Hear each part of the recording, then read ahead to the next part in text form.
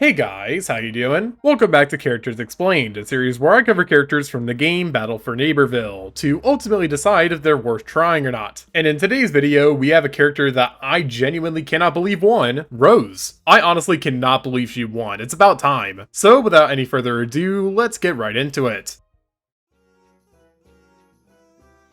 So Rose is an interesting character for many reasons, one of the main ones being her background. She's a character who entered the franchise in Garden Warfare 2 along with PVZ heroes, the same big 1-2 punch combo that a lot of other characters received during this time. However, Rose is actually a bit different compared to most of her peers, as she actually has some lore attached to her. She's from the past, and she saw a vision of what the world would look like if the zombies took over. So she time traveled to modern day to help win the war against Zomboss. And if you're wondering why you might not have heard about this in BFN, it's because PopCap completely dropped the storyline, so yeah, PopCap moment. Anyways, with some of her basic lore out of the way, we should probably discuss her basic stats. Rose is a support character in this game, so of course she's not exactly the go-to for damage dealing. Her health is 100, and her primary, called the Magic Thistles, deals 12 damage normally with 14.4 as a crit. Her ammo count is 20 and her RPM is 200. So far her stats aren't looking too bad, right? Well, this is where I begin to discuss her gimmick. One teeny tiny little detail I failed to mention in her background check is that she has homing, as in within a certain distance her shots can track people. Now this might sound great, and in many situations it is, but her bullets are very slow. In fact, there's a good argument that can be made that her primary is the slowest in the game when it comes to bullet travel time. We'll discuss this more in the upgrade section, but what you need to know for now is that this really affects her damage output. So with her primary out of the way, let's now cover her abilities. And we'll start out with Jinx. This ability is pretty simple. Rose just fires a Jinx shot that has homing at whatever's in front of her, and when somebody gets hit, it applies a Jinxed effect temporarily. This effect works similarly to how Necros works in Garden Warfare 2, as it basically makes the enemy weaker to any type of damage. So for instance, Rose deals 16 base damage on a Jinxed opponent. So overall, this ability is pretty good, especially the generous cooldown time. Next up, we have Arcane Enigma. This ability is also pretty simple. It puts Rose in an invincible state for a few seconds, so it's kind of like a get out of jail free card, but it also buffs the speed of teammates that are within the ring the ability contains. This speed buff also applies to you, but for the cooldown time of the ability. The more you boost your teammates, the better the cooldown time gets. And honestly, that's what you really should be using it for, as the ability's normal cooldown time is 60 seconds. So yeah, this one's not bad, but its purpose is made pretty clear. And finally, we have Goatify, which makes Rose fire what can only be described as a goat spell that turns zombies that stand in it too long into goats. When they're turned into goats, all they can do is move around, jump, and dash forward to deal some damage. It's honestly a pretty good ability, especially when it's used in game modes with capture points like Turf. So that was Rose's kit. It's overall pretty solid, but due to a lot of factors in this game, it ends up being pretty meh. But can her upgrades fix this? Well, let's find out.